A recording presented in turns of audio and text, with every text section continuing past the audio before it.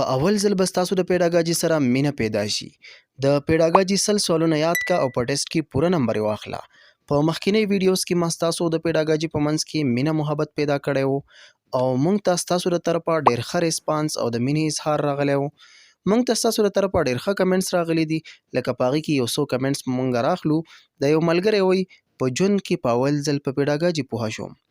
بل ملګری وایي تاسو راله پیډاګاجي سره مینه پیدا کړه. نور هم داسې ډېر کمنټس راغلي دي، نو ستاسو د ټولو ډېره زیاته مننه. پیډاګاجي کې پوره نمبر واخله. په دې سلسله کې دا زموږ 5مه ویډیو ده. که تاسو مخکینی ویډیوز نه وي کتلي نو هغه ویډیوز خامخا وګورئ، ځکه چې په هغه ویډیوز کې مونږه کنسپټ مکمل کلیر کړی دی. تاسو بیا ډېر زیات ښه پوه شئ. نن به په دې ویډیو کې مونږه د پیډاګاجي سل ډېر زیات مهم او په ټیسټونو کې بار بار راتلونکي سوالونه ډېر په اسانه طریقه باندې زده کوو.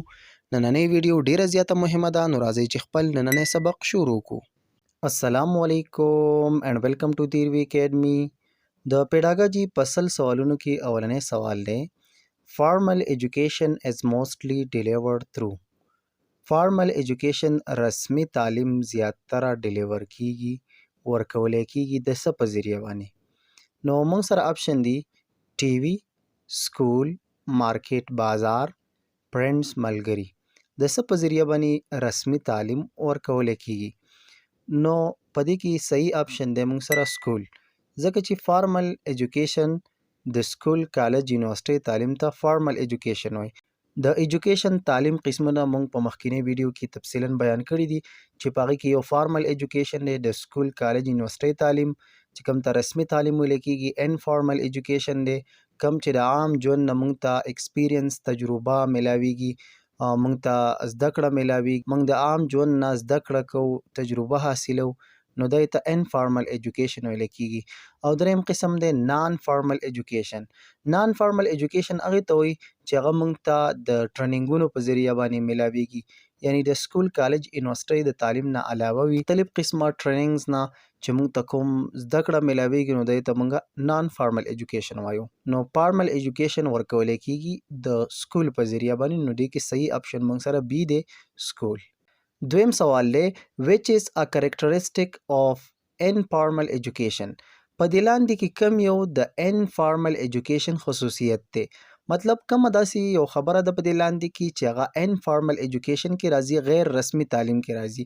نو موږ سره اپشن دی سرټیفیکیټ بیسډ، چې دا سرټیفیکیټ بیسډ وي، مطلب په دې کې سرټیفیکیټ میلاویږي، سند میلاویږي. که نه بی نمبر unplanted and spontaneous، مطلب چې د هغې دپاره څه منصوبه نه وي جوړه شوي او هغه سپانټینیس وي، مطلب هغه فطري په خپله انسان ته هغه حاصلیږي. او سی اپشن دی ټیچر ګایډډ، مطلب چې استاز په هغې کې رهنمایي کوي، لاره ښیي. که نه ډي اپشن دی کریکولم بیسډ، چې په هغې کې یو نصاب وي، د هغې په بنیاد سره دغه تعلیم ورکولی کېږي. نو انفارمل ایجوکیشن چې کوم دی نو هغه unplanted and spontaneous، مطلب د هغې لپاره څه پلانینګ نه وي شوی، څه منصوبه نه وي جوړه شوي او هغه په خپله انسان ته حاصلیږي د عام ژوند نه. په عام ژوند کې چې کوم تجربات راځي د هغې نه انسان زده کړه کوي، نو دغې ته انفارمل ایجوکیشن ویل کېږي. نو بي اپشن موږ سره صحیح دی. دریم سوال دی: نان فارمل ایجوکیشن از یوزولی ټیک پلیس. نان فارمل ایجوکیشن عام طور باندې په کوم ځای کې ورکولی کېږي؟ موږ سره اپشنز دي هاسپیټلز، اسپتالونو کې، فیکټریز، کارخانو کې، ټریننګ سنټرز، د ټریننګونو چې کوم سنټر وي، کوم ځایونه وي په هغې کې حاصلیږي. که نه رسټورانټو کې، په هوټلو کې حاصلیږي.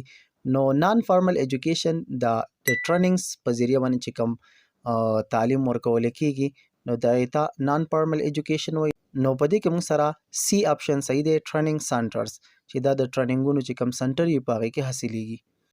کوېسچن نمبر 4 دی: د مین پرپس آف ایجوکیشن از. د تعلیم مین پرپس، بنیادی مقصد څه دی؟ نو موږ سره اپشن دی ټو پاس ایگزام، چې امتحان پاس کړی شي، ټو ارن منی، چې روپۍ وګټلی شي، پیسې وګټلی شي. که نه سی نمبر پرسنالټي ډیولپمنټ، چې انسان شخصي ترقي وشي، دغه شخصیت بهتر جوړ شي، دغه نه یو ښه انسان جوړ شي. که نه ډي نمبر انټرټینمنټ، مطلب هسې تماشا او تفریح یا خوند اخیستلو دپاره. نو د ایجوکیشن د تعلیم مین مقصد دی پرسنالټي ډیولپمنټ، چې انسان نه یو ښه انسان جوړ شي، دغه پرسنالټي ډیولپمنټ وشي، دغه شخصیت صحیح جوړ شي. نو سی اپشن موږ سره صحیح دی په دې کې. پنځم کوېسچن دی which type of education is lifelong and continuous. په دې کې کم قسم ایجوکیشن کم قسمه تعلیم هغه ټول عمر جاری وي. نو موږ سره اپشن دی فارمل، انفارمل، نان فارمل که all of the above مطلب دا ټول. نو انفارمل ایجوکیشن ما تاسو ته مخکې ویل چې دا د سکول، یونیورسټۍ، کالج تعلیم نه علاوه چې کوم موږ ته د عام ژوند نه، د روزمره د هر ورځ ژوند نه کم سبق حاصلیږي نو دا ټول عمر جاری وي. نو دا اپشن موږ سره صحیح دی، انفارمل ایجوکیشن. شپږم تپوس دی انفارمل ایجوکیشن ډز ناٹ انوالو. په انفارمل ایجوکیشن کې کم سیز انوالو نه وي، مطلب کم سیز پکې حصه نه اخلي، د کم سیز پکې کردار نه وي. نو آپشن موږ سره دی فیملی، خاندان، پیرز، جوړې، مطلب کله چې دوه کسان راوځي شي او هغه یو بل سره یو پیر جوړ کی، یو جوړه کی، یو بل سره خبرې کوي، یا ملګرتیا یو بل سره جوړه کړي کنه. سکول ټیکس بکس، د سکول کتابونه، که ډي اپشن دی میډیا. نو انفارمل ایجوکیشن هغه د عام ژوند چې کم تعلیمي نو په هغه کې د سکول ټیکس بکس چې کم دی هغه پکې انوالو نه وي، مطلب هغه پکې شریک نه وي. نو موږ سره سی اپشن صحیح دی چې انفارمل ایجوکیشن کې د سکول کتابونو دا پکې نه شامل، مطلب نور پکې دا نور چې څونه دي فیملی پکې شامل، خاندان، پیرز او میډیا دا ټول پکې شامل دي. چې د میډیا نه کم تعلیم موږ ته حاصلیږي، ټي وي موږ ګورو نو دا هم انفارمل کې راځي، یا د خاندان کورنۍ نه یا د ملګرو نه چې کم تعلیم حاصلیږي نو دا په انفارمل کې راځي. اووم نمبر سوال دی which field study mind and behavior. په دې لاندې کې کم یو فیلډ، کم یو میدان داسې دی، کم یو سبجیکټ داسې دی چې په هغې کې موږ مایند، ذهن او بیهیویر، رویه سټډي کوو. موږ پکې د انسان ذهن او رویه هغه سټډي کوو، د هغې متعلق علم حاصلو. نو سوشیالوجي ده، سوشیالوجي د معاشرې او د هغې په زده کړه باندې کوم اثر دی، د دې علم ته سوشیالوجي وایي. سوسایټي باره کې ده، د معاشرې باره کې ده. سایکالوجي او فلسفي او هیسټري. نو سایکالوجي په دې کې صحیح اپشن دی.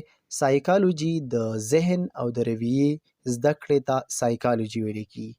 اتم کوېسچن دی سوشیالوجي هیلپ ا ټیچر انډرسټینډ. سوشیالوجي یو استاد له په څه باندې په پوهېدو کې مدد ورکوي، مطلب استاد په څه باندې پوهه کوي سوشیالوجي. نو موږ سره اپشن دی نروس سیسټم. نروس سیسټم زموږ په جسم کې هغه سیسټم دی چې هغه دماغو ته پیغامات وړي. سټوډنټس مایند، د سټوډنټانو د طالب علمانو ذهن. سوشل بیهیویر اینډ کلچر، د معاشرې د هغې بیهیویر، رویه اینډ کلچر او ثقافت، رسم و رواج کنه. فلسفي اف لایف، د ژوند فلسفه. نو په دې کې صحیح اپشن دی سوشل بیهیویر اینډ کلچر.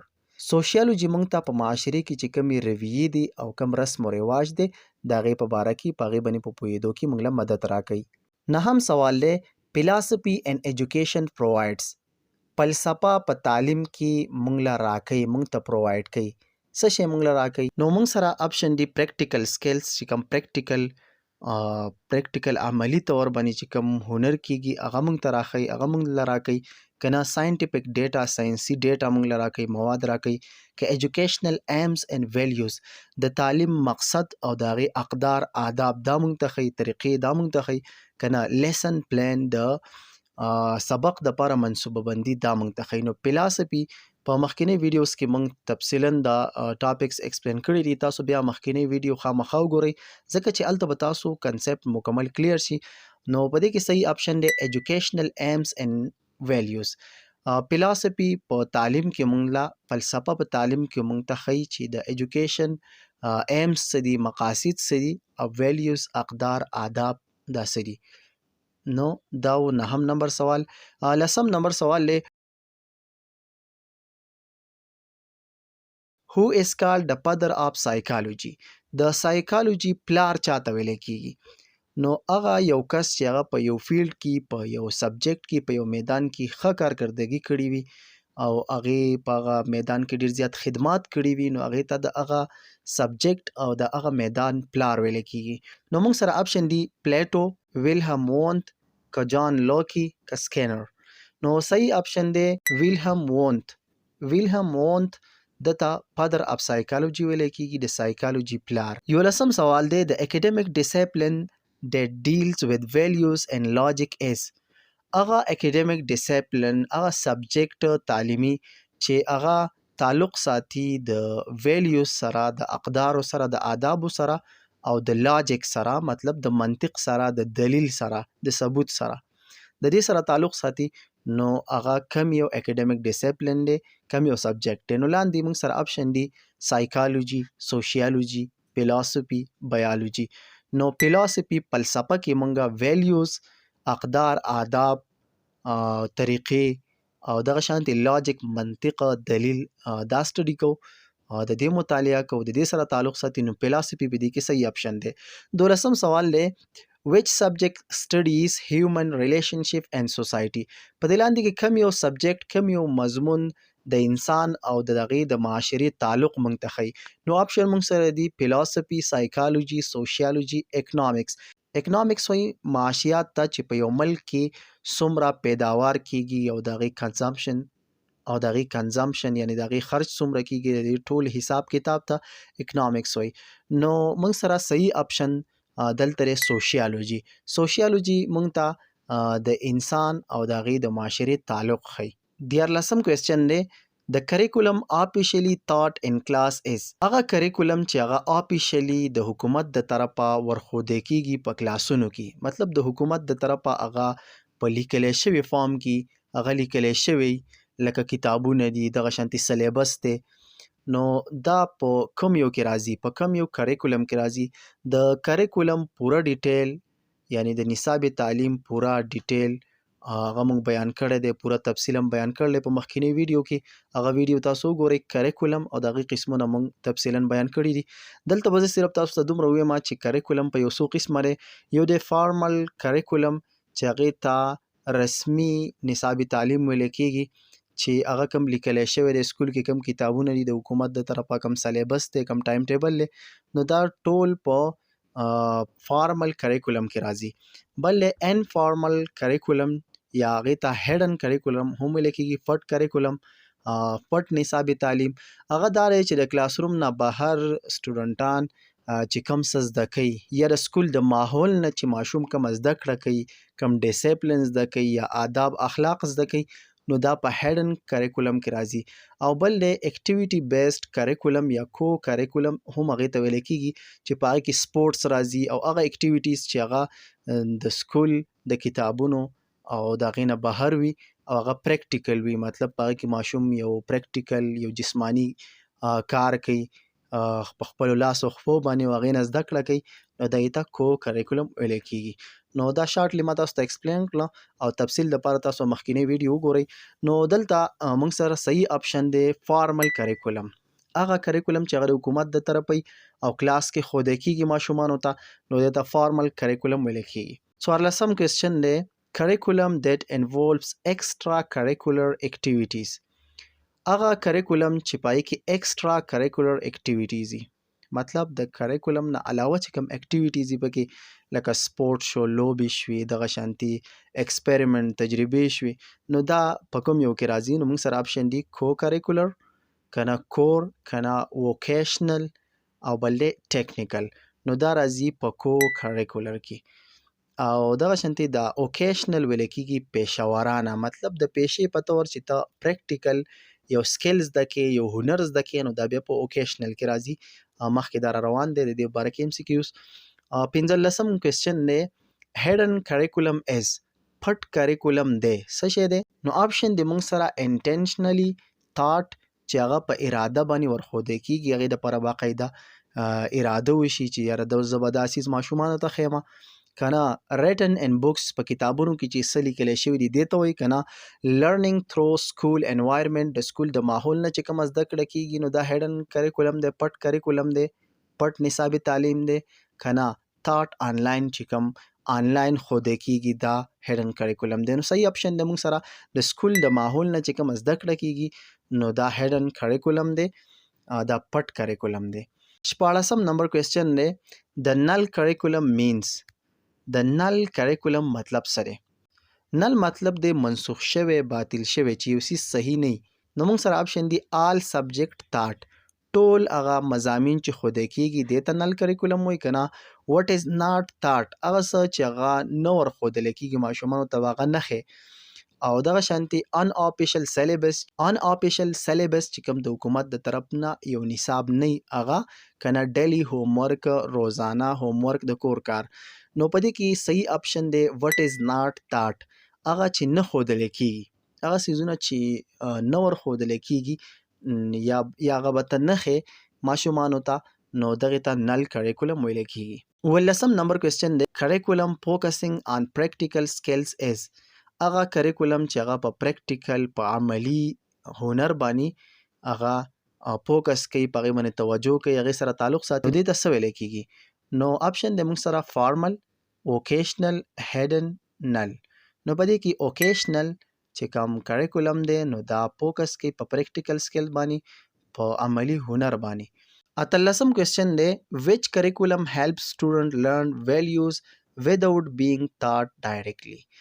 کم کریکولم هغه سټوډنټانو له مدد ورکوي چې هغوی زده کړي ویلیوز اقدار آداب طریقې without being taught directly بغیر د دې نه چې هغوی ته ډایرک ویلی شي ډایرک هغوی ته وښودلی شي نو دا په کوم کې راځي اولنی اپشن دی کو کریکولر فارمل هیډن ټیکنیکل نو هیډن کریکولم مخکې مونږ ویله چې هغه ډایرک نه ښودلی کېږي خو ماشوم هغه په خپله زده کوي چې کومې طریقې دي آداب دي اخلاق دي ناسته پاسته ده نو دا ماشوم په خپله زده کوي نو لسم نمبر تپوس او کوېسچن دی ZPD stands for ZPD د څه مخفف دی مطلب د زیډ څه مطلب دی پی مطلب څه دی او ډي څه مطلب دی نو دا مخکې ویډیو کې موږ تفصیلا بیان کړی دی هغه ویډیو تاسو وګورئ د ویګارډس کې چې کومه تیوري ده هغه موږ تفصیلا بیان کړې ده نو اوس دلته موږ سره اپشن دی د زیډ پی ډي مطلب سره اولنی اپشن دی زون اف پروډکټیو ډیولپمنٹ زون اف پیسیو ډیولپمنٹ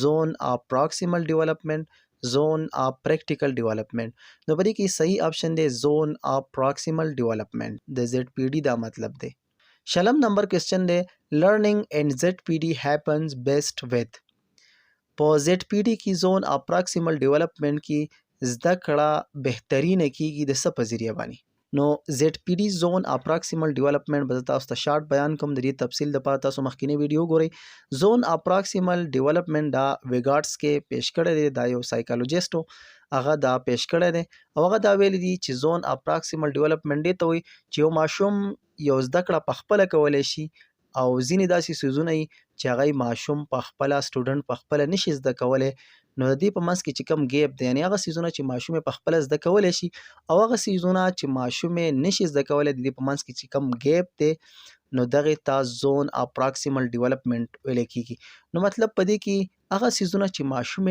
نشي زده کولی نو ده ته به ضرورت وي د یو ټیچر یا د یو لار ښودونکي نو اوس موږ سره اپشن دی نو هیلپ بغیر د هیلپ نه بغیر د مدد نه بغیر د مرستې نه که نه کمپیټیشن مقابله مطلب په زیډ پی ډي کې او په مقابله باندې ښه زده کړه کېږي که نه ایکسپرټ ګایډ چې یو هنرمند دي او یو لارښودونکی هغه ایکسپرټ وي په خپل هنر کې ماهر او هغه لاره ښیي که نه ایګزام په ذریعه باندې نو ما تاسو ته مخکې ویله چې دې کې به د یو ایکسپرټ ګایډ ضرورت وي د یو هنر والا لارښودونکي ضرورت به چې یو څیز یو سټوډنټ یو طالب علم نشي زده کولی او هغه له په هغې کې مدد ورکړي 21 نمبر سوال دی ویګارډس کې بیلیوډ لرننګ از د ویګارډس کې څه یقینو چې لرننګ زده کړه دا څنګه نو اپشن د موږ سره جینیټک مطلب چې د جینس په ذریعه باندې د مور او پلار نه ماشومانو ته ترانسفر کېږي دا زده کړه که نه سوشل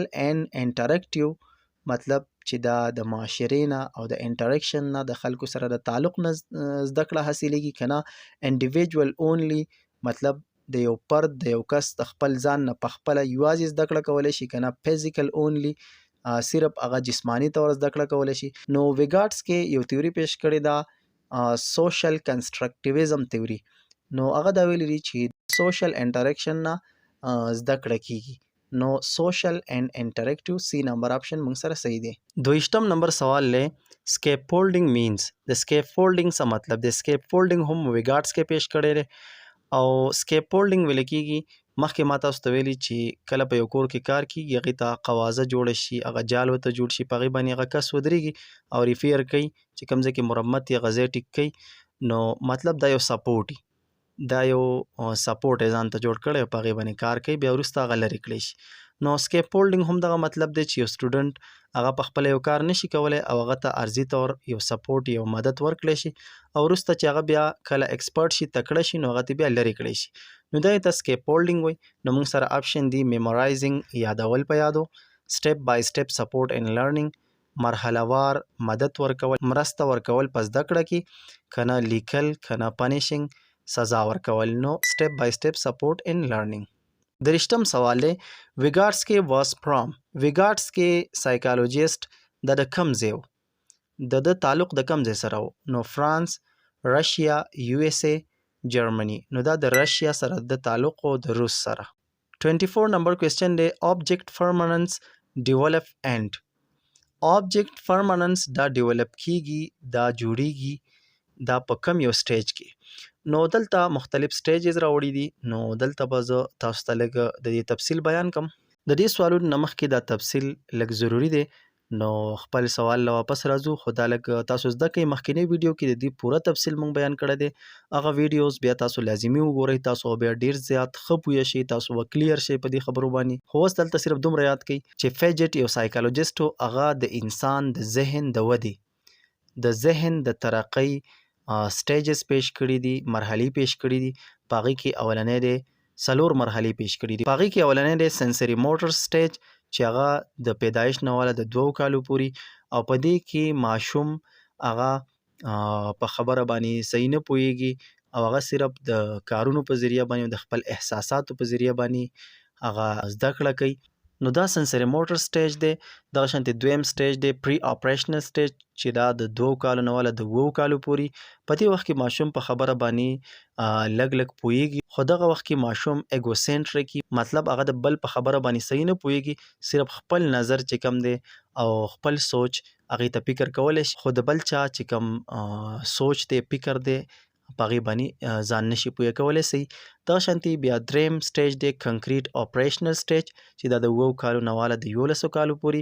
په دې وخت کې ماشوم هغه خبره باندې لږ پوهیږي، هغه سوچ کولی شي، هغه لاجیکل تینکینګ چې کم دی چې د یو خبرې جوور سوچ وجه معلومول دې باره کې سوچ کولی شي. او څلورم اخرنی سټیج دی فارمل اپریشنل سټیج چې دا د 12 کالو نه پس شروع کیږي. په دې کې ماشوم ایبسټریکټ تینکینګ کولی شي او ریزنینګ کولی شي.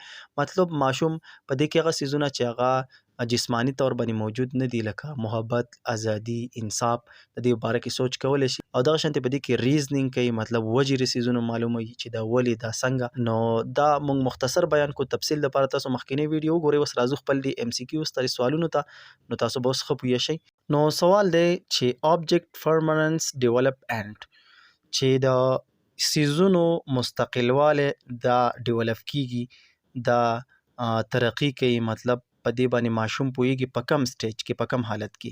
نو ګوره کله چې ماشوم د پیدایش نه واله د 2 کالو پورې مطلب په سنسري موټر سټیج کې، نو په هغه وخت کې ماشوم ته یو څیز چې هغه مخامخ کی، لکه ماشوم ته لوب یو څیز دی هغه ته مخامخ کو او هغه څیز دی بیا کمبل کې پټ کو، نو ماشوم به بیا هم هغې پسې جاړي.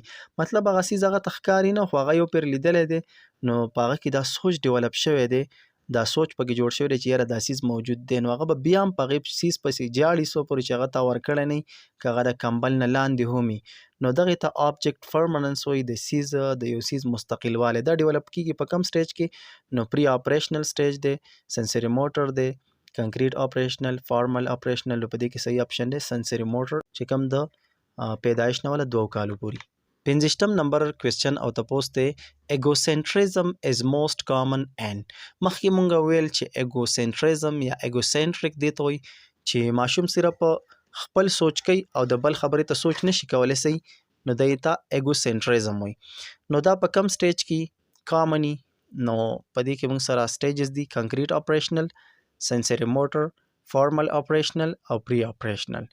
نو په دې کې پری اپریشنل چې کوم د 2 کالو نه واله د 7 کالو پورې، نو په دې کې ماشوم صرف خپل سوچ فکر کوي او د بل خبرې ته صحیح سوچ نشي کولی.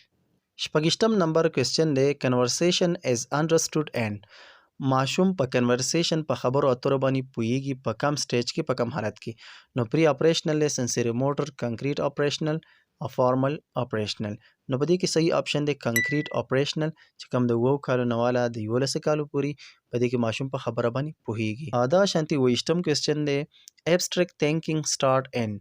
ابستریکټ تھینکینګ ابستریکټ هغه سیزونو ته ویل کېږي چې هغه موږ ته جسمانی طور ښکاري نه خو هغه موجود دي لکه خوشحالي، غم او دغه شانتي محبت، ازادي، انصاف دا ابستریکټ دي. نو دې باره کې سوچ دا په کم سټیج کې شروع کیږي، په کم حالت کې. نو موږ سره آپشن دي کنکریټ اپریشنل، سنسری موټر، فارمل اپریشنل او پری اپریشنل. نو صحیح آپشن دی فارمل اپریشنل چې کوم د 12 کالو نه پسي. نو پای کې ماشوم ابستریکټ تھینکینګ کولی شي دغه سیزونو باره کې چې هغه موجود نه دي. 28م نمبر کوېسچن دی پیجټ بیلیوډ لرنینګ هیپنز تھرو. د پیجټ څه یقینو چې لرنینګ د څه په ذریعه باندې کیږي.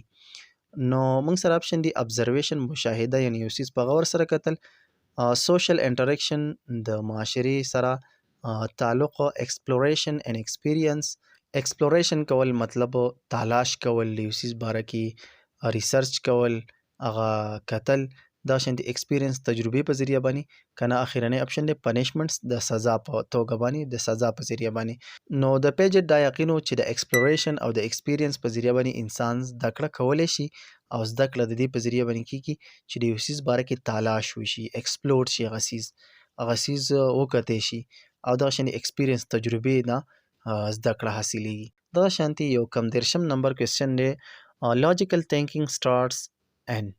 لاجیکل تھینکینګ چې کوم ته منطقي سوچ وایي، د ثبوت په توګه باندې چې کوم سوچ د یو څیز ثبوت ته چې یاره دا څیز ولې داسې شوی دی، څنګه شوی دی، د هغې وجه معلومول، نو دې ته لاجیکل تھینکینګ وایي. نو دا په کم سټیج کې ډیولپ کیږي او په کم سټیج کې دا شروع کیږي. نو آپشن دی موږ سره سنسری موټر، کنکریټ اپریشنل، پری اپریشنل، کنه فارمل اپریشنل. نو کنکریټ اپریشنل چې کوم سټیج دی نو پای کې دا لاجیکل تھینکینګ شروع کیږي چې کوم د 2 کالو نه والا د 11 کالو پورې. 30 نمبر کوېسچن دی یوزینګ ایگزیسټینګ نالج فار نیو سچویشن از. چې تا سره کم علم دی، ایگزیسټینګ نالج دی، کم تا سره موجوده علم دی، هغه ته د نوي سچویشن چې کم نوی حالت تا ته راغی په هغې کې تا استعمال کړه، په هغې کې یوز کړه، نو دې ته څه ویلی کېږي؟ اکاموډیشن، اسیمیلیشن، اډاپټیشن، ایډجسټمنټ. نو په دې کې صحیح آپشن دی اسیمیلیشن چې تا سره کم موجوده علم دی هغه ته په نوي حالاتو کې هغه استعمال کړي. 31 نمبر کوېسچن دی چینجینګ نالج فار نیو ایکسپیرینس از. علم بدلیده د نوي ایکسپیرینس سره، د نوي تجربې سره. چې تا سره یو علم دی او تا ته یو نوي تجربه رااله او تا هغه چې کوم ستا علم دی هغه ته بدل کی، مطلب هغه معلومات هغه صحیح نه، تا ته نوي معلومات راشي نو هغه شته ته بدل کی. نو دې ته څه ویل کېږي؟ اسیمیلیشن، اکاموډیشن، امیټیشن، کاپینګ. نو صحیح آپشن دی اکاموډیشن. 32 نمبر کوېسچن دی د کانسیپټ آف اسیمیلیشن اینڈ اکاموډیشن از فرام.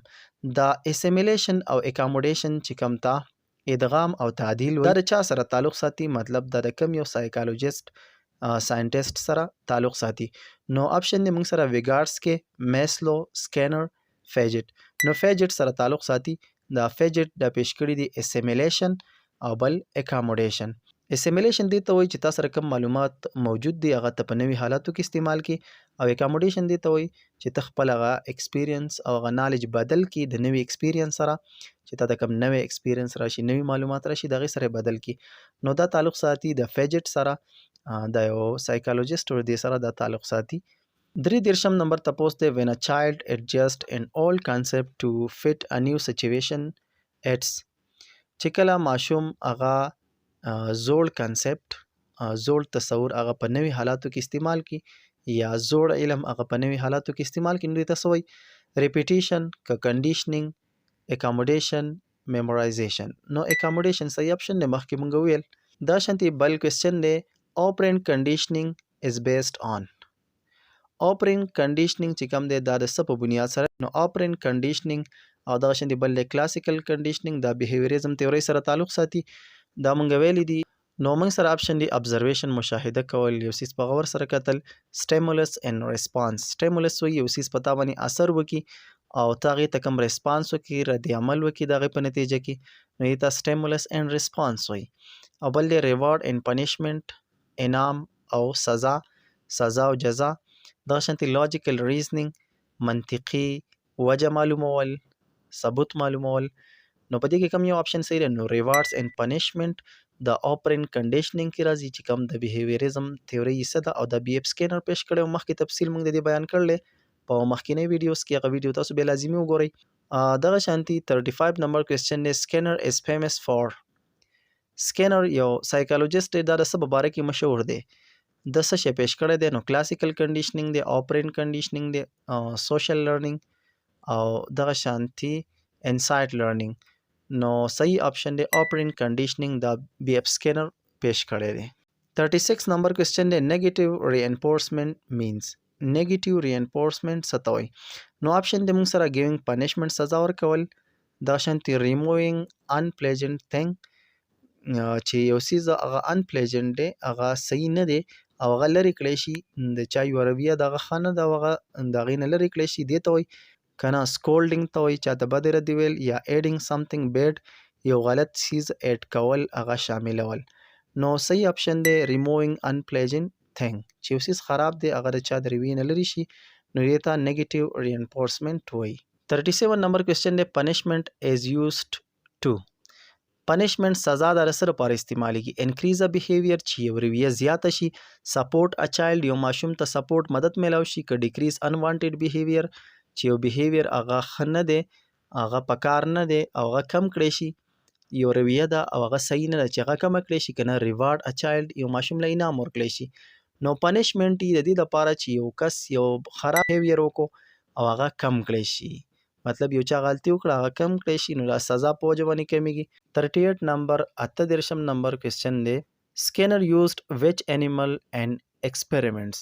سکینر په خپل ایکسپیریمنټ کې په خپل تجرباتو کې کم یو ځناور استعمال کړی نو سکینر د بیهیویریزم تیوري پیش کړله او په هغې کې هغه چې کوم دی آپرینټ کنډیشنینګ پیش کړی دی د ریوارډ او پنشمنټ والا د سزا او د انعام والا هغه دا ویلی دي چې سزا او د انعام په ورکولو سره د چا یوه رویه زیاتېدی شي مطلب یو کس ښه رویه وکړه او ته هغه له انعام ورکړي نو هغه به هغه رویه بیا کوي او یو کس خرابه رویه وکړه او هغه ته سزا ورکړه نو هغه بیهیویر کمیدی شي نو د په کم یو ځناور باندې ایکسپیریمنټ کړو نو اپشن دی موږ سره ډاګ سپی منکی شادو ریټ مګه فش مې نو د تجربه کړو په ریټ باندې په مګه باندې نو هغه تجربه څنګه وه هغې له لږ راځو د هغې تفصیل له د دې د وجې نه به ستاسو په علم کې نورم اضافه وشي.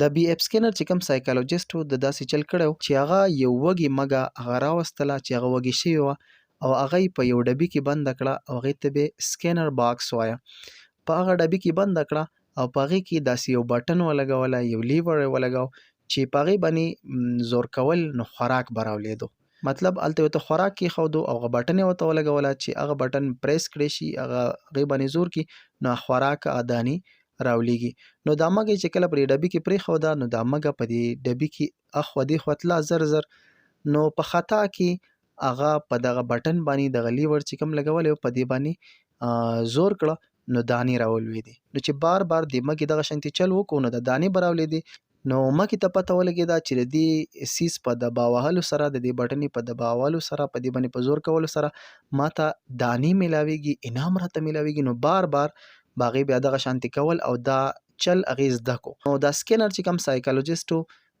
د دې نه دا نتیجه اخیست کړه چې په انعام سره په انعام میلاوېدو سره یو کس ته یو انعام میلاویږي نو د هغې سره به د هغه رویه نورم زیاتیږي او هغه به کار ورته زده کیږي نو دغې ته یې وویله آپرینټ کنډیشنینګ نو دا ما مختصر تاسو ته د هغې تفصیل بیان کو. 39 نمبر کوېسچن دی میسلوز فرست نیډ لیول از. د میسلو د ضروریاتو اولنی لیول دی. میسلو چې کوم دی ابراهیم میسلو د یو تیوري پیش کړی دا چې ته هیومنزم وایي دغه تیوري تفصیل موږ په مخکینی ویډیو کې بیان کړی دی او میسلو چې کوم دی د ضرورت قسمونه ذکر کړي دي چې د انسان کوم ضرورت دي دغه قسمونه ذکر کړي هراکي اف نیډز وایي مخکې موږ تفصیلا ایکسپلین کړی دي وضاحت هم کړی دی مختصر بدیل راشو چې د انسان ضرورت دي نو پای کې اولنی دي فیزیولوژیکل نیډز چې کوم جسمانی ضرورت دي لکه خوراک هوا اوبه بیا سیکیورټي نیډز دي چې انسان ته د سیکیورټي د حفاظت ضرورت دی او دغه شانتي اسټیم نیډز دي چې هغه ته د عزت نفس ضرورت دی نو دا مختلف او دغه شانتي سیلف اکچوالایزیشن دی چې اخرنۍ دا دی چې انسان خپل هغه حقیقت ته ورسي، پوره طاقت ته ورسي. نو دا مختلف لیول هغه پیش کړي دي د ضرورت.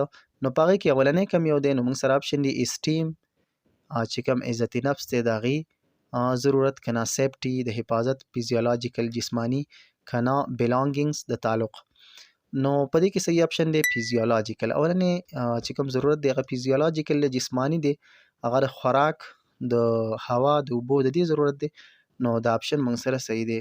40 نمبر کوېسچن دی سیلف اکچوالایزیشن مینز. د سیلف اکچوالایزیشن څه مطلب دی؟ نو دا هم میسلو نیډز کې راځي، ضرورتو کې راځي.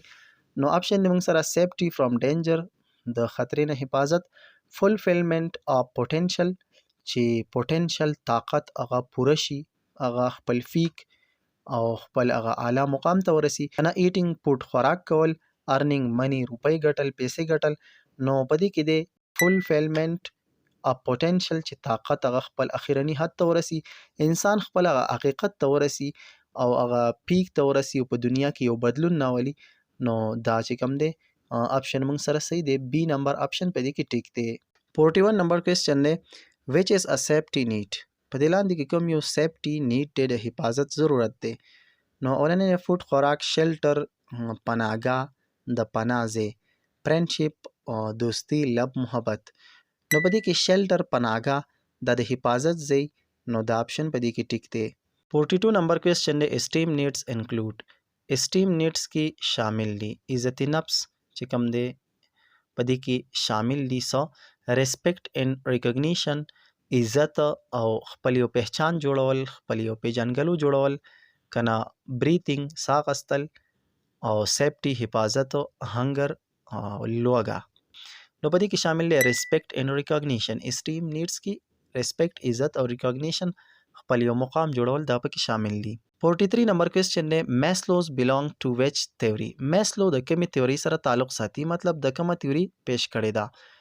نو اپشن دی موږ سره سوشل لرنینګ، معاشرتي زده کړه، که نه کاګنیټیو ذهني، که نه هیومنسټیک، که بیهیویریزم. نو ما تاسو ته مخکې ویل چې میسلو، ابراهیم میسلو د هیومنزم تیوري پیش کړې ده. نو دا اپشن موږ سره ټیک دی. نیکسٹ کوېسچن دی زموږ 44 نمبر کوېسچن دی ایډیالیزم امپسایزز. ایډیالیزم کې په څه باندې زور ورکړی شوی دی؟ نو ایډیالیزم، ریالیزم، پریګماټیزم دا ایجوکیشنل فلسفیز دي، د تعلیم فلسفي دي. مخکینی ویډیو کې د دې تفصیل مونږ مکمل بیان کړل، هغه بیا وروسته تاسو وګورئ. خو دلته راځو د خپل کوېسچن لا چې ایډیالیزم کې په څه باندې زور ورکړی شوی دی. نو اپشن دی موږ سره مایند اینډ سپیرټ، ذهن او دغه شانتې روح په دې باندې، که نه ریل ورلډ حقیقي دنیا، که ایکسپریمنټس تجربات، که فزیکل اکټیویټیز جسمانی کارونه.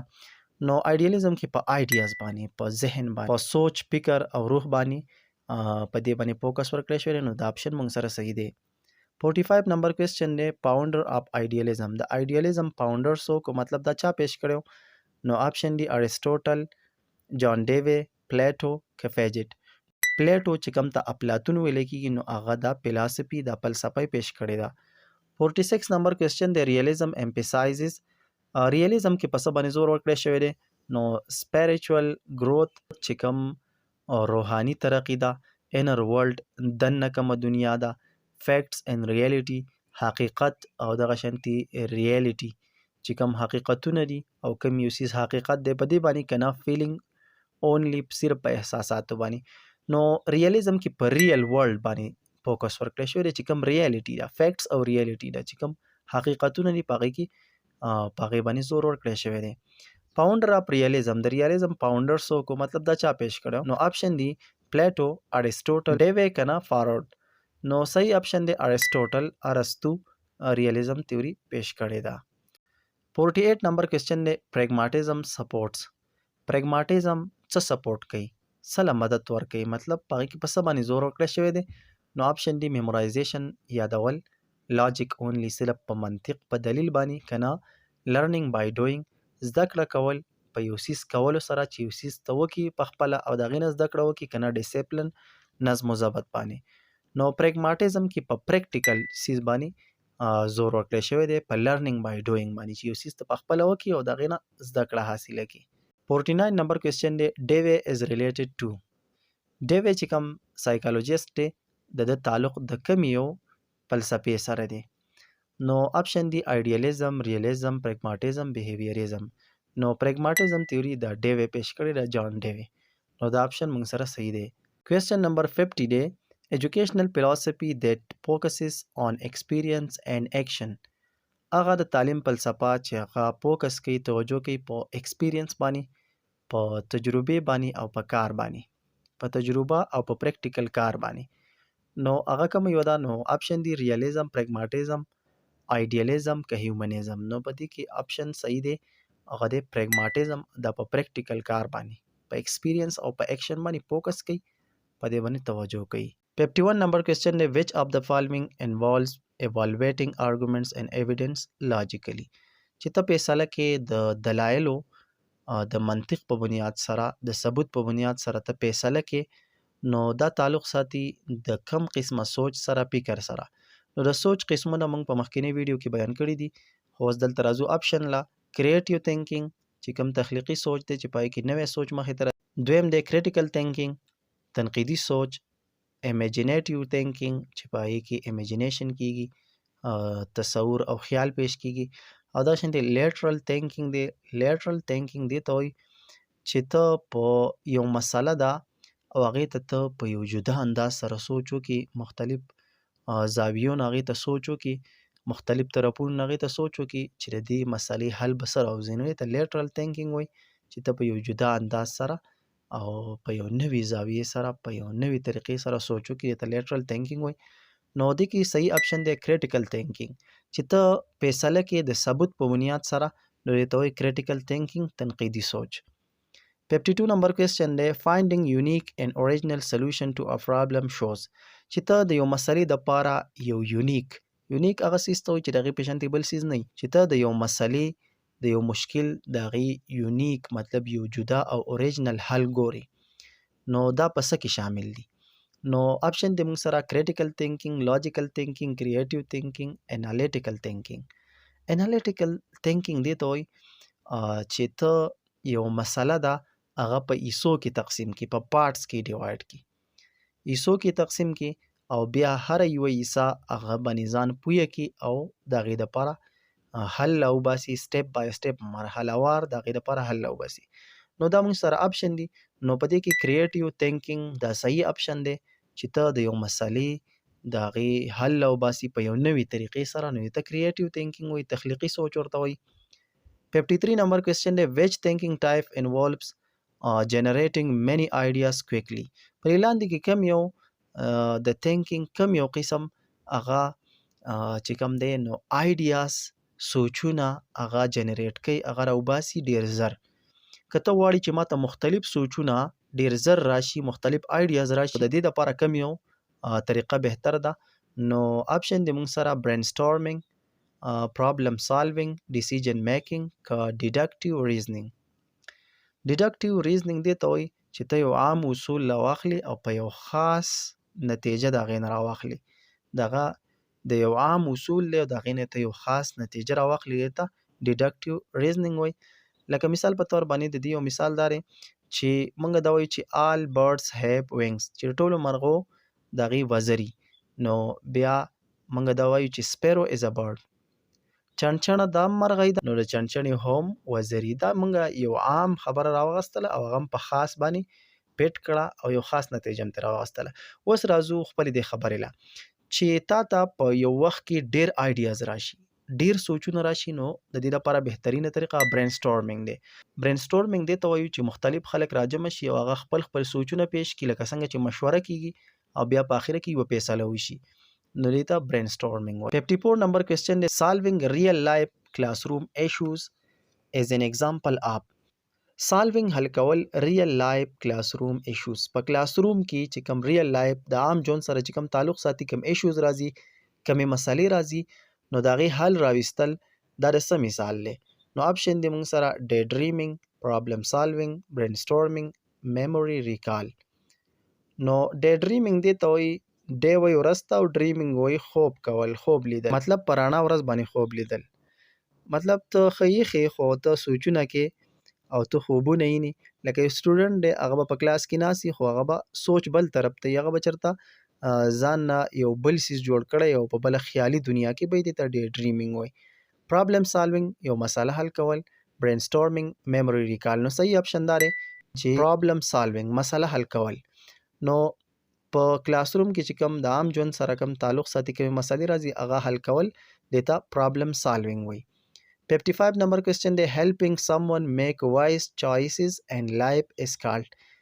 د یو کس مدد کول چې هغه په خپل ژوند کې هوښیار انتخاب وکړي، مطلب یو ښه څیز منتخب کړي، د یو چا مدد کول نو دې ته څه وایي؟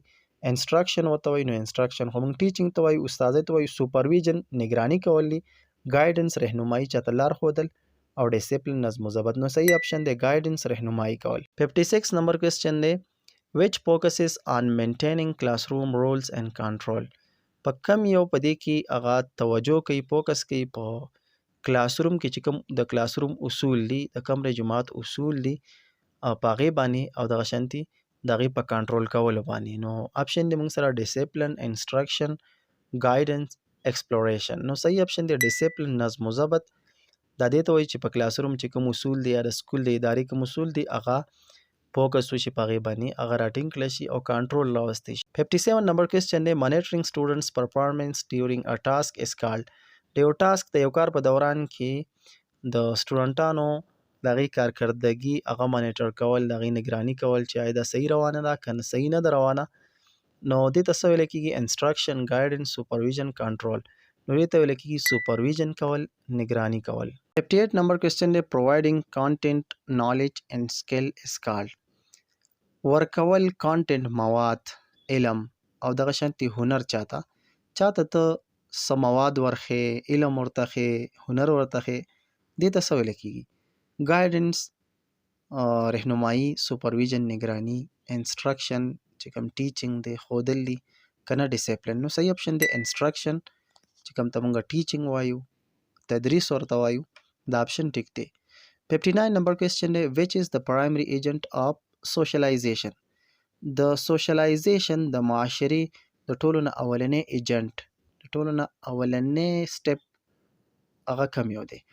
نو اپشن دی موږ سره سوسایټي، معاشره، کراود، ګڼه چې خلک رایوځای شي یو ځای ته، دې ته کراود ویلی کېږي. فیملی، خاندان که کمیونټي، برادري چې په یو ځای کې یو شانتي سوچ والا خلک اوسیږي. نو صحیح اپشن دی فیملی، خاندان، دا د معاشرې اولنی ایجنټ دی. 60 نمبر کوېسچن دی a group of people living together in a specific area is called. یو خلکو یو ګروپ دی هغه په یو خاص ځای کې یو ځای اوسیږي. نو دې ته څه ویلی کېږي؟ کراود ته ویلی کېږي، که کمیونټي، فیملی، ټیم. نو دې ته ویلی کېږي کمیونټي، برادري. 61 نمبر کوېسچن دی a temporary group of people without structured interaction. د خلکو یو عارضي طور باندې چې خلک یو ځای ته راغونډ شي او د هغوی یو بل سره څه مضبوط جوړښت نه وي، د هغوی یو بل سره مضبوط تعلق نه وي، نو دې ته سوسایټي ویلی کېږي، معاشره که نه فیملی، خاندان، کراود، ګڼه که نه ګروپ. نو دې ته کراود ویلی کېږي، ګڼه ورته ویلی کېږي. 62 نمبر کوېسچن دی which term includes all human relationship and structures and a culture. پر لاندې کې کم یو ټرم په هغې کې شامل دي د خلکو د یو بل سره تعلق او د هغوی یو بل سره جوړښت په یو کلچر کې، په یو ثقافت کې، په یو رسم و رواج کې چې خلک په یو ځای کې اوسیږي، د هغوی یو بل سره تعلق وي، د هغوی رسم و رواج وي. نو دې ته څه ویلی کېږي؟ کمیونټي ته ویلی کېږي، که فیملی، که سوسایټي، که ګروپ. نو دې ته ویلی کېږي سوسایټي، معاشره. 63 نمبر کوېسچن دی which method involves students acting out roles. کم یو طریقه داسې ده چې په هغې کې سټوډنټان ایکټینګ کوي، مطلب پریکټیکل هغوی یو څیز پیش کوي، په هغې کې رولز پلی کوي، په هغې کې کردار ادا کوي، لکه یو ډرامه غونته کېږي. نو دا کومه یوه طریقه ده؟ انکوایري میتھډ، که نه رول پلی میتھډ، که لیکچر میتھډ، که ډیمانسټریشن میتھډ. د انسټرکشنل سټریټیجیز مخکې موږ ویلي دي، د ټیچینګ طریقې د هغې تفصیل مخکینی ویډیوز کې موږ تفصیلا بیان کړی دی، د هغې ټول ډیټیل. دلته اوس صرف د خپلو کوېسچنو راځو. نو رول پلی میتھډ چې کوم دی، نو په دې کې سټوډنټان یو ډرامه غونته کې کوي، لکه مثال په تور باندې د انګلیش یو کنورسیشن دی، خبرې اترې دي د دوکاندار او د ګاهک په منځ کې. نو یو ماشوم د ځانه دوکاندار جوړ او بل د ځانه ګاهک جوړ کړي، یو بل سره خبرې کوي، نو دې ته role play method وایي. 64 نمبر کوېسچن دی which method promotes learning through questioning. کومه یوه طریقه هغه پروموټ کوي مخ په وړاندې بوځي زده کړه د سوالونو په ذریعه باندې.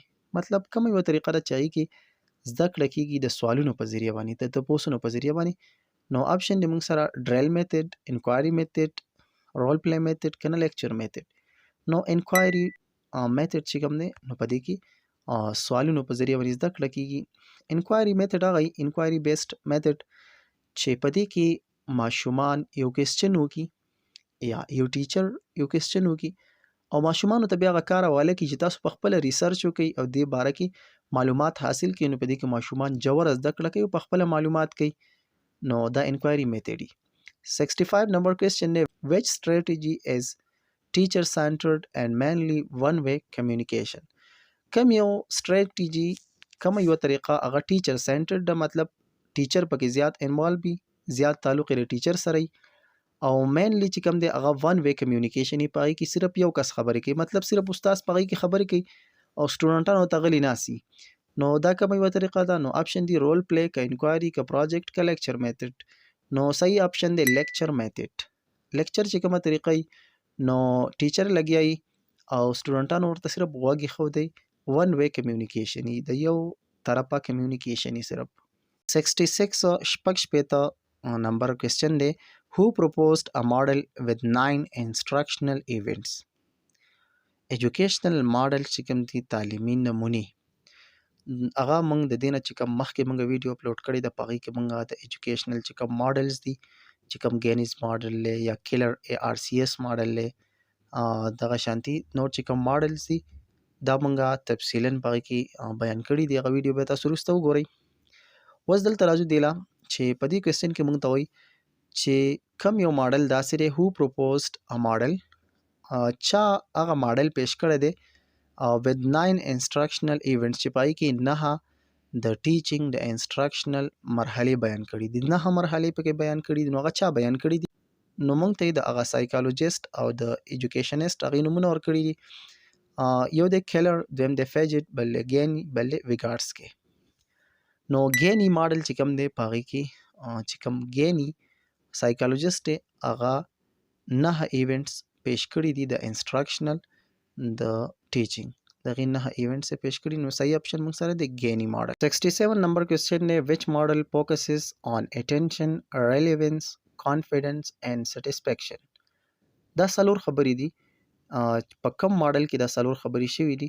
اټینشن توجه، ریلیونس تعلق پیدا کول د عام ژوند سره، کانفیډنس اعتماد او سټیسفیکشن مطمئن کېدل. دا څلور خبرې په کم یو ماډل کې شامل دي. نو هغې نومونه موږ له راکړي دي لاندې د ماډلز کیلر ARCS ماډل، که نه ګینیز ماډل، که سیز ماډل، که نه ډیک اینډ کیری ماډل. نو کیلر ARCS ماډل کې دا څلور خبرې پیش کړي دي د موټیویشن لپاره، د سټوډنټانو د موټیویشن لپاره، د هغوی د جذبې لپاره دا څلور خبرې دي. ARCS مطلب دی اټینشن، R ریلیونس، C کانفیډنس او S satisfaction. 68 نمبر کوېسچن دی which model emphasizes step by step instruction and evaluation. کم یو ماډل داسې دی چې په هغې کې بیان شوي دي step by step instruction، مرحله وار تدریس، ټیچینګ او د هغې ایوالویشن، د هغې چې کوم اسسمنټ دی جایزه اخیستل او بیا فیصله کول. دا په کم یو ماډل کې دي؟ نو آپشن دی موږ سره ډیک اینډ کیری ماډل، فیجټ ماډل، هیومنزم ماډل که نه کیلر ماډل. نو ډیک اینډ کیری ماډل کې سټیپ بای سټیپ مرحله وار پای کې سټیپونه پای کې مرحلې ذکر کړي دي چې څنګه به ته یو تدریس تیارې، بیا به هغه څنګه پریزنټ کې، بیا به د هغې ایوالویشن څنګه کې. 69 نمبر کوېسچن دی SES ماډل از مینلی یوز فار. د دې مطلب دی SES ماډل چې کوم دی S مطلب دی سچویشن حالت، E مطلب دی ایکسپیرینس تجربه او A مطلب دی اپلیکیشن، مطلب هغې استعمال کې راوستل. نو دا هم د ټیچینګ دپاره یو ماډل دی او په دې کې اول به ته حالت پیدا کې د ټیچینګ دپاره، سچویشن به پیدا کې، مطلب سټوډنټان به یې ته تیاری چې هغوی زده کړه وکړي او بیا ایکسپیرینس تجربې په بنیاد سره به ته ټیچینګ کې او بیا اپلیکیشن د عام ژوند سره به هغه ته ریلیټ کې. نو د دې مین فوکس په څه باندې دی؟ نو آپشن دی موږ سره کلاس روم ډسپلن، د کلاس په نظم و ضبط، د هغې په ښه والي باندې، په نظم و ضبط باندې، کنه ایموشنل انټیلیجنس چې کوم جذباتي ذهانت دی، کنه انسټرکشنل ډیزاین د تدریس لپاره ډیزاین چې کوم دی هغه ډیزاین کول، او کنه کریکولم ډیولپمنٹ د کریکولم نصاب تعلیم دغه پرمختګ دغه ترقی. نو صحیح اپشن دی انسټرکشنل ډیزاین. سی ایز ماډل چې کوم دی دا د انسټرکشنل ډیزاین لپاره دی، مطلب د تدریس د ټیچینګ د ډیزاین کولو لپاره. 70 نمبر کوېسچن دی لرنینګ بای ډوینګ اور ایکسپلورینګ از. لرنینګ کول زده کړه کول په یو کار کولو سره او په هغه په ایکسپلور کولو سره. دې ته څه ویل کېږي چې ته زده کړه کې په دې سره چې ته یو کار وکړي یا یو څیز ایکسپلور کړي، هغه تالاش کړي، هغه وګوري، هغه معلوم کړي. نو اپشن دی موږ سره فیسیو لرنینګ. فیسیو لرنینګ دې ته ویل کېږي چې په هغې کې سټوډنټ صرف اورېدل کوي او سټوډنټ په هغې کې نو مچ پارټیسیپیشن، مطلب په هغې کې پارټیسیپیشن نه کوي، په خپله پکې شرکت نه کوي، بس غلی ناست دی، صرف سبق اوري. نو دې ته فیسیو لرنینګ ویل کېږي. دا شانتې بل اپشن دی روټ لرنینګ. روټ لرنینګ چې کوم دی چې هغه په مطلب باندې ته نه پوهېږي او زده کړه کې چې هغې ته راټه یا ګوټه ویل کېږي. دغه شانتې بل اپشن دی ایکسپیرینټل لرنینګ چې د ایکسپیرینس په ذریعه باندې کم لرنینګ کېږي، کم زده کړه کېږي. نو دې ته نو دا سی اپشن موږ سره صحیح دی ایکسپیرینټل لرنینګ. دا هغه لرنینګ دی چې هغه لرنینګ بای ډوینګ دی چې ته په کولو سره زده کړه کې. 71 نمبر کوېسچن دی لرنینګ تھرو ابزرونګ ادر از نون ایز. چې ته نورو ته ګوري او هغه شانتې ته کې، نو دې ته کم قسمه لرنینګ وایي، کم قسمه زده کړه وایي. نو اپشن دی موږ سره ډیډکټیو لرنینګ، که امیټیشن، که ټرایل اینډ ایرر، که ریپیټیشن. ټرایل اینډ ایرر هغې ته وایي چې ته یو مسله ده، یو مشکل دی او ته هغې باندې مختلف قسمه حل هغې له راوباسي، ټرای کوې پې بار بار، یو څیز پې ټرای کوې او د هغې حل راوباسي، نو ته ټرایل اینډ ایرر وایي. نو صحیح اپشن دی امیټیشن.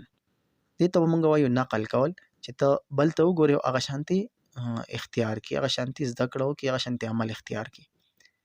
72 نمبر کوېسچن دی اکټیو لرنینګ انکریجز.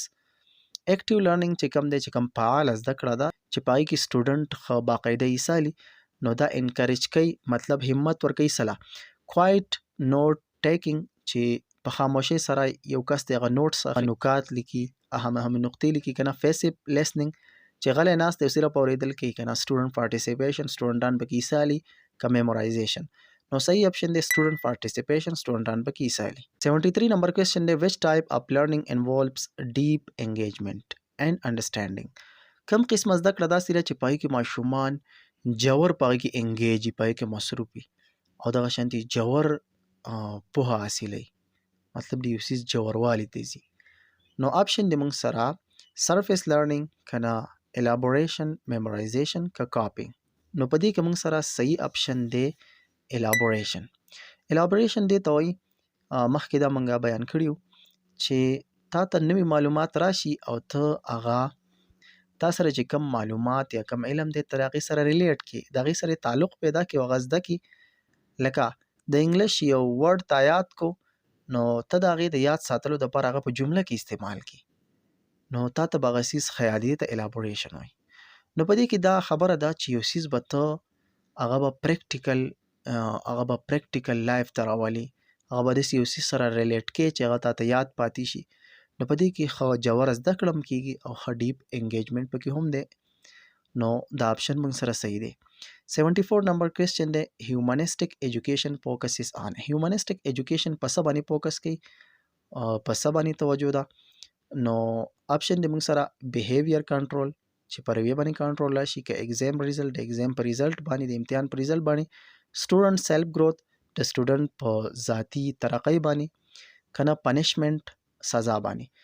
نو هیومنزم چې کوم دی نو په دې کې توجه ده د سټوډنټ په سیلف گروث باندې، د هغې په ذاتي زده کړه باندې چې دغه خپله زده کړه وکړي او هغه گروث وکړي، ترقي وکړي. 75 نمبر کوېسچن دی میسلوز تھیوري آف موټیویشن انکلوډ.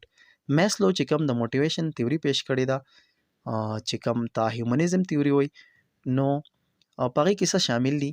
نو اونلی فاینانشل نیډس پکې شامل دي، صرف مالی ضروریات، که نه فزیکل ایموشنل نیډس، جسمانی او جذباتی ضروریات، که نه ډسپلن اینڈ پنشمنٹ، نظم و ضبط او سزا، که نه آی کیو امپرومنٹ، د آی کیو د هغې ترقي. آی کیو وایي انټیلیجنت کوشنټ آی کیو دا یو نمبر او دا د نورو خلکو سره د کمپیریزن دپاره استعمالیږي د دې دپاره چې یو کس د بل نه څومره ذهین دی څومره قابل دی د دې دپاره یو ټیسټ هم اخیستی کېږي چې په هغې کې دغه کسو منټل چې کوم دی ټیسټ اخیستلی کېږي چې هغه څومره میمورایزیشن څنګه کولی شي څومره قابل دی څیزونه څنګه زر یادولی شي نو دې لپاره ټیسټ اخیستی کېږي دی ته آی کیو وایي نو ځینې خلک داسې دي چې د هغوی آی کیو لیول هغه ډېر اوچت دي ډېر زیات قابلان دي د هغوی کاګنیټیو چې کوم سکلز دي هغه هم سی وایي نو تفصیل ته دلته نه ځو خو راځو دې خبرې لا چې میسلو چې کومه تیوري موټیویشن پیش کړی نو په هغې کې نیډس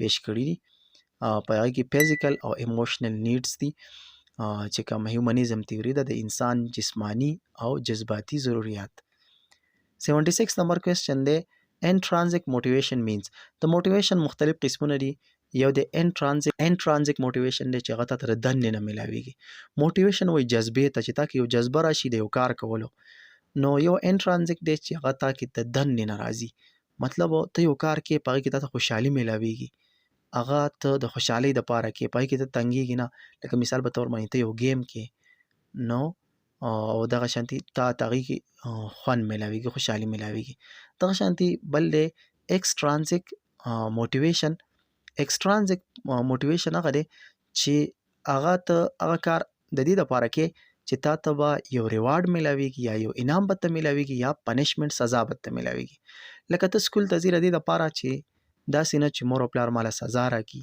یا استادان ماله سزا راکړي یا که زه دا کار وکړم نو ماته به دا انعام میلاویږي روپۍ به راته میلاویږي نو دا ایکسټرانزک دی نو انټرانزک موټیویشن د دې مطلب وایي څه دی نو آپشن موږ سره دی ریوارډ بیسډ لرننګ د ریوارډ په تور باندې زده کړه کول چې ماته به انعام میلاو شي کنه لرننګ فار پرسنل سټیسفیکشن د خپل ذاتي مطمئن توب دپاره چې ته مطمئن شي تا ته سکون میلاو شي د دې دپاره لرننګ کول کنه پیرنټل پریشر د مور او پلار د پریشر د دباو د وجې نه که فیر اف فیلیرز چې د ناکامۍ نه د یری په وجه باندې نو دې کې صحیح اپشن دی لرننګ فار پرسنل سټیسفیکشن چې ته په خپل د خپل ځان د مطمئن توب دپاره د سکون دپاره چې تا ته مزه میلاو شي د دې لپاره کم موټیویشن نو هغې ته انټرانزک موټیویشن وایي 77 نمبر کوېسچن دی کیلرز ماډل امپیسایزز د کیلر چې کوم ماډل پیش کړی دی نو هغې کې په څه باندې زور ورکړی دی نو انټیلیجنس اونلی صرف ذهانت باندې که نه ټیچینګ ایډس د ټیچینګ لپاره چې کوم مواد دي که 4 موټیویشنل فیکټرز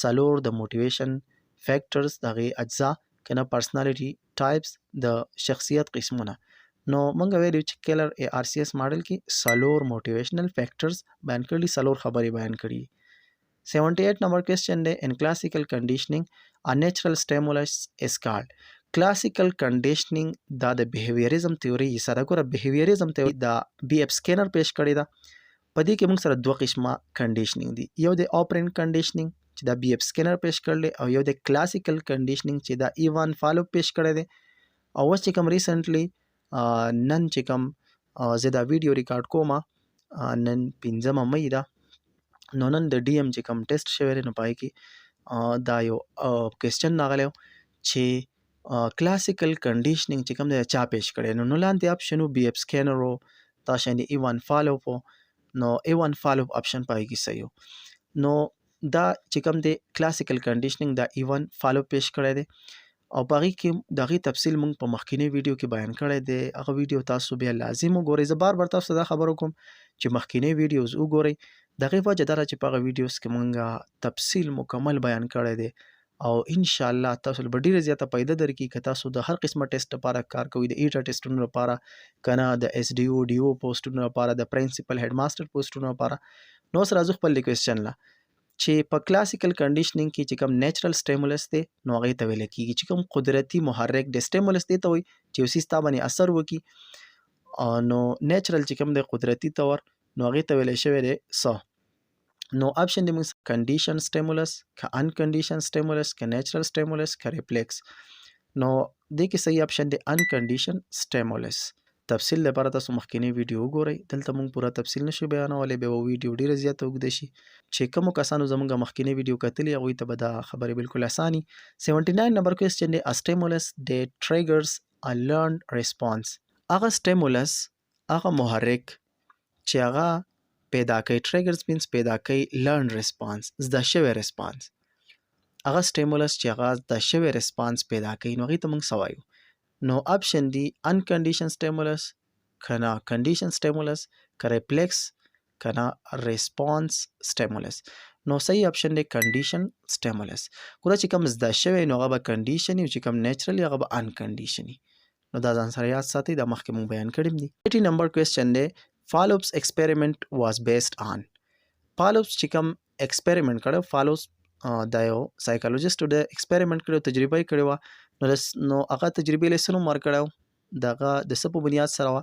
نو اپشن دی آپرنٹ کنډیشننګ، ټرایل اینډ ایرر، کلاسیکل کنډیشننګ که هیومنزم. نو کلاسیکل کنډیشننګ دا پیش کړی دی ایوان فالوپس. نو دا اپشن 1 نمبر کوېسچن دی which model divides instruction into 4 major parts. کم ماډل هغې کې انسټرکشن چې کوم تدریس دی، ټیچینګ دی، د څلورو میجر غټو حصو ته تقسیم کړی دی. نو اپشن دی موږ سره کیلر، که ګینی، که ډیک اینډ کیری، که بلوم. نو په دې کې صحیح اپشن دی کیلر. کیلر ARCS ماډل چې کوم دی دا اپشن صحیح دی. 82 نمبر کوېسچن دی thinking about one's own thinking is called. د خپل ځان په باره کې فکر او سوچ کول، د خپل سوچ په باره کې فکر سوچ کول، نو دې ته څه ویل کېږي؟ دې ته میټا کګنیشن ویل کېږي، که نه میموري، که سینسري لرنینګ، که امیجینیشن. نو دې ته ویل کېږي میټا کګنیشن. دا به ځان سره یاد ساتئ. 83 نمبر کوېسچن دی which thinking skill is used for making tough decisions. چې ته سختې فیصلې اخلي، فیصله کې په یو آپشن تا سره مختلف آپشن دي او ته پکې یو آپشن منتخب کې، نو دې ته څه نوم ویل کېږي؟ دې قسمه عمل ده. نو آپشن دی برین سټارمینګ، که نه ډیسیژن میکینګ، که نه کافینګ یا ریډینګ. نو ډیسیژن میکینګ دې ته ویل کېږي. او کله چې ته ټیسټ هم ورکوې تا ته آپشن وي، ته به هغې کې یو ډیسیژن میکینګ کې صحیح آپشن به منتخب کې. 84 نمبر کوېسچن دی the first step in Keller ARCS model. Keller ARCS model کې اولنی سټپ کوم یو دی؟ نو آپشن دی کانفیډنس، ریلیونس، سټسفیکشن که اټینشن. او دا مخکې مونږ تفصیل بیان کو. A مطلب دی ARCS کې A مطلب دی. 85 نمبر کوېسچن دی in learning connecting new ideas to provide knowledge is called. هغه زده کړه چې پای کې نوې سوچ هغه د مخکینی علم سره ریلیټ کیږي، د هغې سره کنیکټ کیږي، د هغې سره یو ځای کیږي. نو دې ته څه ویل کېږي؟ نو آپشن دی ریپیټیشن، الابوریشن، میمورایزیشن که ابزرویشن. نو صحیح آپشن دی الابوریشن. 86 نمبر کوېسچن دی لرنینګ بای ټرایینګ ډیفرنٹ سلوشن از نون ایز. زده کړه کول په مختلف سلوشن، مختلف حل هغه ته ټرای کې، مختلف قسمه. اول یو قسمه حل راوړي، مسله پې حل نشي، بیا بل قسمه راوړي، بیا بل قسمه. نو دې ته څه ویل کېږي؟ ټرایل اینډ ایرر، که نه رول پلی، که امیټیشن، که فیډبیک. نو صحیح اپشن دی ټرایل اینډ ایرر. 87 نمبر کوېسچن دی students mimic teachers behavior. this is چې سټوډنټان را نقل کړي د خپل استاد رویه، مطلب د استاد پیښې وکړي، د هغه نقل وکړي. نو دې ته څه ویل کېږي؟ کریټیویټي، ایکسپلوریشن، امیټیشن، انوویشن. نو دې ته ویل کېږي امیټیشن، نقل کول، پیښې کول. 88 نمبر کوېسچن دی students acting out real life scenario as an example of. چې کله سټوډنټان ایکټینګ کوي د ریل لایف سیناریو، د عام ژوند، حقیقي ژوند یو منظر هغه پیش کوي او ایکټینګ کوي، نو دې ته څه ویل کېږي؟ نو آپشن دی رول پلی، انکوایري، میمورایزیشن، ګروپ ورک. نو رول پلی دې ته ویل کېږي چې ماشومان ډرامه کوي او په هغې کې ایکټینګ کوي. 89 نمبر کوېسچن دی strategy where students explore a topic on their own. هغه طریقه چې په هغې کې سټوډنټان په خپله یو ټاپک هغه ایکسپلور کوي، هغه ګوري، هغې باندې ریسرچ کوي. نو دې ته څه ویل کېږي؟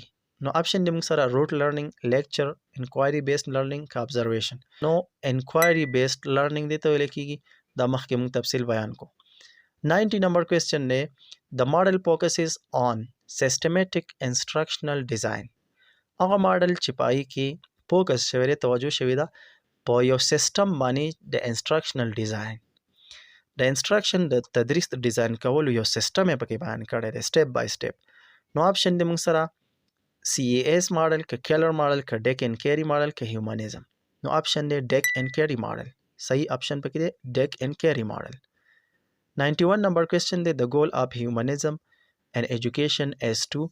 په ایجوکیشن کې د هیومنزم د دې رول څه دی، د دې کردار څه دی؟ نو آپشن دی موږ سره انکریز ټیسټ سکور، د دې په وجه باندې د ټیسټ د ازموینې د هغې سکور سیوا کېږي، د هغې نمبر یې سیوا کېږي که نه. کریټ فیر یره پیدا کېږي، که ډیولپ فل پوټینشل پوره طاقت پوټینشل په دې کې پیدا کېږي، ډیولپ کېږي که نه. انفورس ډسپلن هغه انفورس کېږي، په هغې باندې عمل پکې کېږي. نو صحیح اپشن دی ډیولپ فل پوټینشل، په دې کې پوره پوټینشل هغه ډیولپ کېږي. هیومنزم تیوري کې هیومنزم کې د انسان په آدابو، د هغې په اقدارو، د هغې په طریقو باندې ناسته پاسته په دې باندې فوکس شوی دی. 92 نمبر کوېسچن دی which motivation comes from within the learner. کوم موټیویشن د زده کوونکي د دننه نه راځي، مطلب خپل شوق نه راځي، د بار نه په هغه باندې څه پریشر نه وي. نو اپشن دی موږ سره انټرانزیک که ایکسټرانزیک که پیرنټل پیر پریشر. نو اپشن صحیح موږ سره دی انټرانزیک چې د دننه نه راځي. ان مطلب هم دی دننه. 93 نمبر کوېسچن دی which of the following is not a formal learning setting. پر لاندې کې کم یو د فارمل لرننګ سیټینګ نه دی، ځای نه دی. کم یو ځای داسې دی چې هغه د فارمل لرننګ دپاره نه دی. نو اپشن دی سکول کې خو فارمل لرننګ کېږي، رسمي زده کړه کېږي. مخکې موږ تفصیل بیان کړو. کالج، پلی ګراوند، یونیورسټي. نو سکول، کالج، یونیورسټي ته خو فارمل ویلی کېږي، خو پلی ګراوند چې کوم دی د لوبو میدان، نو دا انفارمل دی. 94 نمبر کوېسچن دی لرننګ that take place at home within structure is called. هغه زده کړه چې په هغه په کور کې کېږي بغیر د سټرکچر نه، بغیر د څه جوړښت نه. ماشوم په کور کې په خپله د خپل مور او پلار نه زده کړه کوي، د هغوی نه طریقې زده کوي. نو دې ته څه ویلی کېږي؟ انفارمل لرننګ که فارمل که نان فارمل لرننګ که بلینډډ لرننګ. نو صحیح اپشن دی انفارمل لرننګ، غیر رسمي زده کړه دې ته ویلی کېږي. 95 نمبر کوېسچن دی کانفیډنس ان ARCS stand for.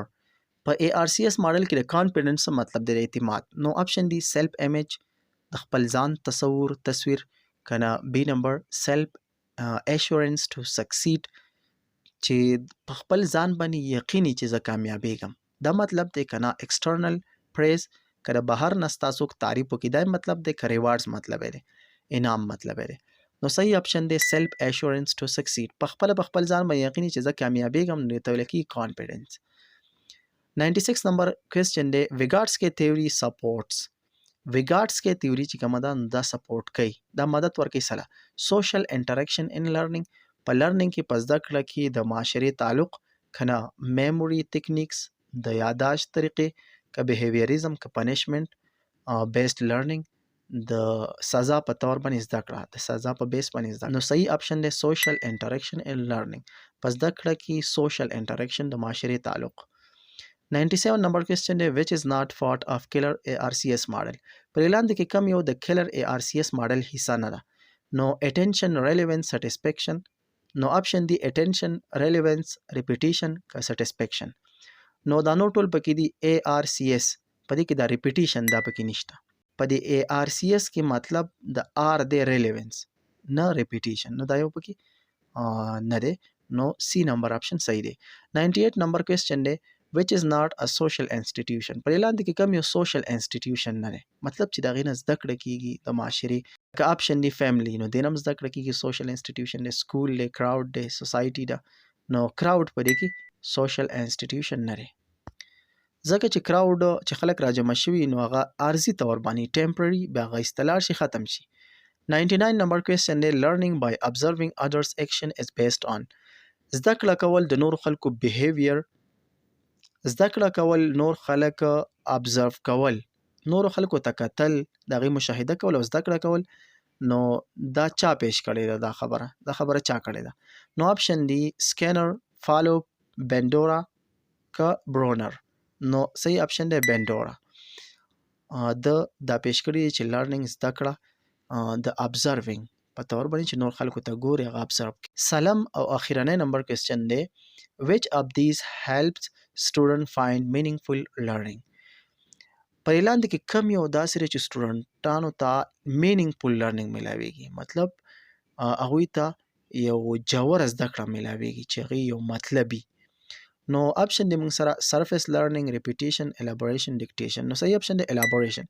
الابوریشن کې کمال دا دی چې الابوریشن کې ماشومان چې کوم علم حاصلې هغه د عام ژوند سره چې هغوی پریکټیکل عملي چې کوم ژوند دی نو هغې سره یې ریلیټ کوي، د هغوی سره یې تعلق پیدا کوي.